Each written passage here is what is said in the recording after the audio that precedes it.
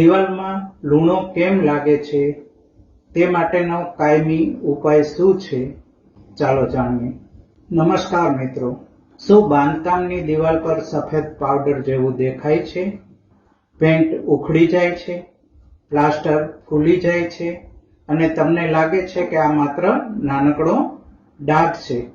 પરંતુ આવો ડાઘ જો ત્યારે સાવધાન, આ માત્ર ડાઘ નથી, પરંતુ દિવાલમાં લૂણો લાગવાની સમસ્યા છે, જેને ટેકનિકલ ભાષામાં એફ્લોરેસેન્સ એટલે કે લૂણો લાગવો કહેવામાં આવે છે.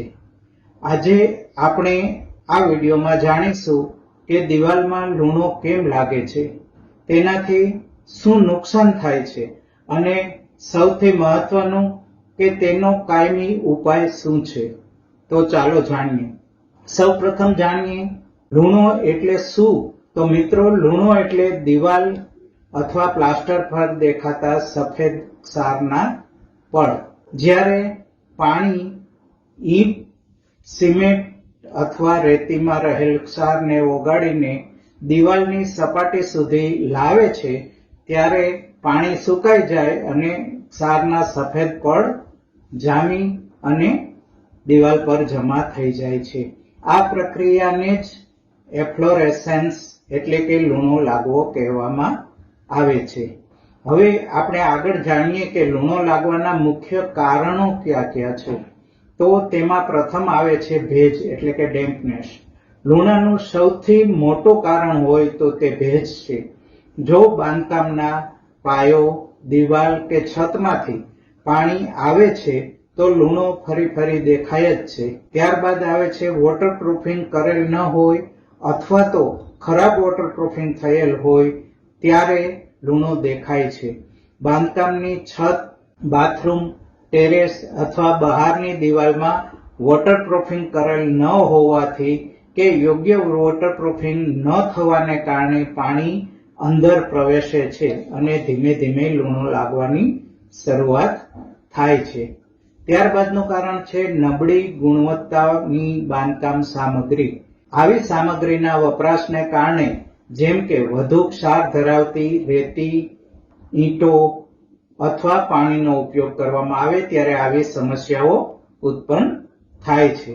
ત્યાર પછી છે લીકેજ. પાણીની પાઇપ લીક થવી અથવા ડ્રેનેજમાંથી ભેજનું આવવું એ પણ એક મહત્વનું કારણ જ છે.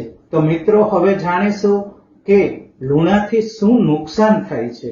બાંધકામમાં જ્યારે લૂણો લાગે ત્યારે બાંધકામમાં પેન્ટ ઉખડી જાય છે, પ્લાસ્ટર નબળું પડી જાય છે, દિવાલમાંથી ભેજની દુર્ગંધ આવે છે, ફૂગ અને બેક્ટેરિયા વધે છે.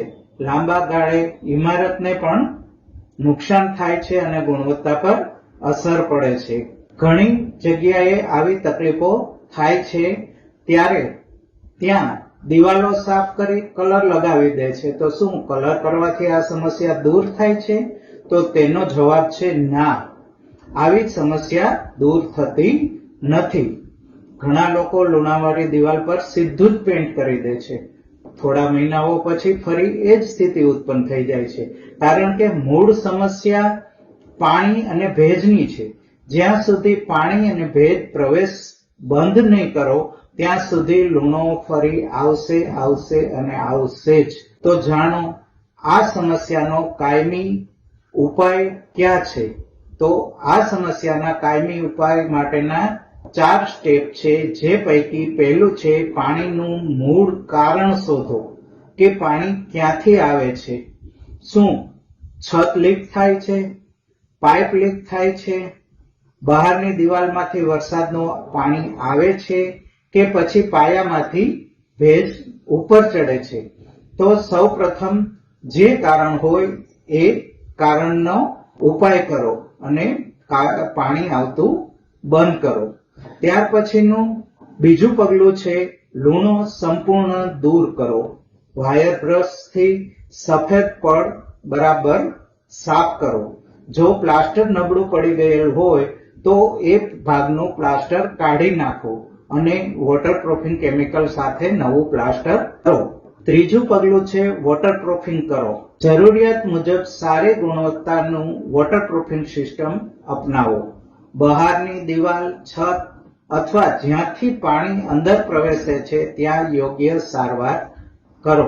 આ માટે આ જ ચેનલ પર અગાઉ રજૂ થયેલ વિડીયો, જેમાં તમને સંપૂર્ણ વોટરપ્રૂફિંગની રીત, જરૂરી અસરકારક મટીરીયલ, તેનું પ્રમાણ અને ઉપયોગ કરવાની પદ્ધતિ, આમ દરેક વસ્તુઓ વ્યવસ્થિત રીતે સ્પષ્ટ ગુજરાતી ભાષામાં સમજાવેલ છે, જે વિડીયોની લિંક ડિસ્ક્રિપ્શનમાં આપેલ છે. આ વિડીયોનું ટાઇટલ છે ઘરની સીલન અને ભેજ માટે ઘરગથ્થુ નુસ્ખા, ભેજ દૂર કરવાની રીત, વોટરપ્રૂફિંગ ટીપ ઇન ગુજરાતી. આ વિડીયો જરૂરથી જોજો, સમસ્યાના સમાધાન માટે ખૂબ ઉપયોગી થશે. ત્યારબાદ ચોથું પગલું છે પ્રાઇમર અને પેઇન્ટ કરો. દિવાલ બરાબર સુકાઈ જાય ત્યાર પછી પ્રાઇમર અને પેઇન્ટ કરો. હવે જાણીશું કે નવું ઘર બનાવતી વખતે શું શું ધ્યાન રાખવું કે જેથી લૂણાની સમસ્યા ન થાય. તો તે માટે સારી ગુણવત્તાની ઈંટ અને રેતી વાપરો, જેમાં ક્ષારનું પ્રમાણ ન હોય. સ્વચ્છ પાણીનો ઉપયોગ કરો કે જેમાં ક્ષારનું પ્રમાણ ન હોય. યોગ્ય ડેમ્પપ્રૂફ કોર્સ એટલે કે ડીપીસી આપો, જેમ કે પાયાના તળિયે પીસીસી કરો, પ્લિન્થ લેવલે કોપિંગ કરો, તેમજ ભોંય તળિયે પહેલા પીસીસી કરી ત્યારબાદ જ ફ્લોરિંગ ટાઇલ્સ લગાવો. છત અને બાથરૂમમાં શરૂઆતથી જ વોટરપ્રૂફિંગ કરો. વરસાદી પાણીના યોગ્ય નિકાલની વ્યવસ્થા રાખો. પ્લમ્બિંગ કામગીરીમાં સારી ગુણવત્તા તેમજ આઈએસઆઈ બ્રાન્ડના પાઇપ્સ અને ફિટિંગનો ઉપયોગ કરો. બહારની સાઇડ ડેમ્પપ્રૂફ કલરનો ઉપયોગ કરો. મિત્રો, હવે અંતમાં જાણીશું કે એક વાત તમારે ખાસ યાદ રાખવાની કે લૂણો એ સમસ્યા નથી, પરંતુ ભેજ એ સમસ્યા છે. જો માત્ર લૂણો સાફ કરશો તો તે ફરી દેખાશે જ, પણ જો પાણીનું મૂળ કારણ શોધી યોગ્ય વોટરપ્રૂફિંગ કરશો તો આ સમસ્યાનો કાયમી ઉપાય થઈ જશે. જો તમને માહિતી ઉપયોગી લાગી હોય તો વિડીયોને લાઈક કરો, મિત્રો સાથે શેર કરો અને બિલ્ડિંગ પ્લાનિંગ આઈડિયા ચેનલને સબસ્ક્રાઇબ કરવાનું ભૂલશો નહીં. ફરી મળીશું આવા જ એક નવા ઉપયોગી વિષય સાથે. ધન્યવાદ.